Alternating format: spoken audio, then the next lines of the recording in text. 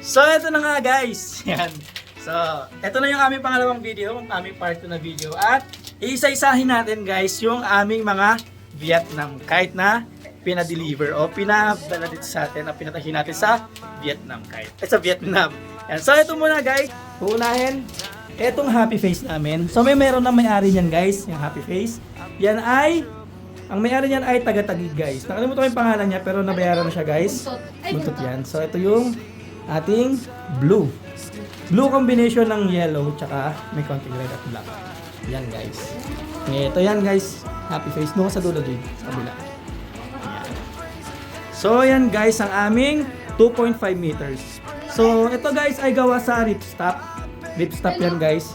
Yung sa mga katanong kung ano ba yung pinagkaiba ng ripstop at yung printed t-shirt na kahit ano na kahit t-shirt o Vietnam kite shirt. So ito guys ay ripstop. Yan. So i-explain natin dito guys kung ano ba yung pagkakaiba ng ripstop. So ang ripstop guys ay ang tahi niya, ang design niya guys ay tahe. So yan guys, baliktaran yung kanyang design. Ibig sabihin, yung design niya ay gawa pa rin sa tela. Yan. So titingnan natin dito guys. Ito yung pinaka-tela niya, ganito siya guys. Yan. Kung maririnig nyo guys dito ay sobrang ano nito guys, magaang, sobrang gaang nitong telang to. Kaya kapag nabuo siya, gamit yung carbon ay sobrang gaang talaga ng Vietnam kite na yan guys. Kaya sobrang gaang yan guys kapag nabuo na merong carbon. Kaya lilipad niya kahit sa hindi kalakas ang hangin. So ibaba natin dyan, papakita natin yung full design yan. Yan. So yan yun guys. So tabi natin ito. Yung ating mga kite t-shirt. Yan. So yan yung kanyang design guys. So ito sa Parang toothless. ito yan. Toothless. Yan. So yan yung ating blue. Blue na smiley face. Yan. So ang color combination niya ay blue, red, yellow and black. Yan. So ito yung kanyang mismong tela guys. Yan oh. Grabe guys, yung tela nyo. Nakita oh. Yan. Yan guys oh. Kita-kita nyo naman guys yung tahi niya. Talagang takip na takip yung kanyang zipper. Yan. Yan oh guys. Yan. Sobrang quality talaga guys. Sobrang quality. Super quality niyan guys. Yang aming alam yan oh.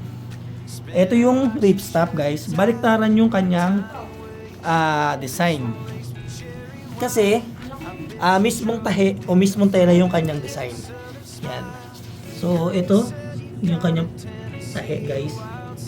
Grabe. Yan oh. Nakaangas guys. Yan oh. Grabe. Sobrang pulido talaga gumawa. Yan. So may butas na rin yan guys. Ito. Yan. Lagayan ng ano naman yan guys. Tali sa flute. Yan. So yan ang kanyang itsura guys. Yan. Yan. So ito yung ating unang kite shirt. So tupi muna natin siya. Yan. So ito na rin yung kanyang tali guys. Pang yan? Panghila dun sa pakpak. Yan. So lagyan mo natin dito sa gilid. Yan. Tapos ang pangalawa natin ay etong smiley face na color combination ng red. So more on red to guys. Yan. So papakita natin sa inyo. Yan. So yan guys, more on red siya. Yan yung kasi kanina, more on blue. Ito ay color combination ng red.